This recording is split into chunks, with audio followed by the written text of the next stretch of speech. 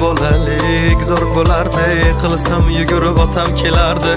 Bir erkalab o'pardi, qilganim shu on unutardim.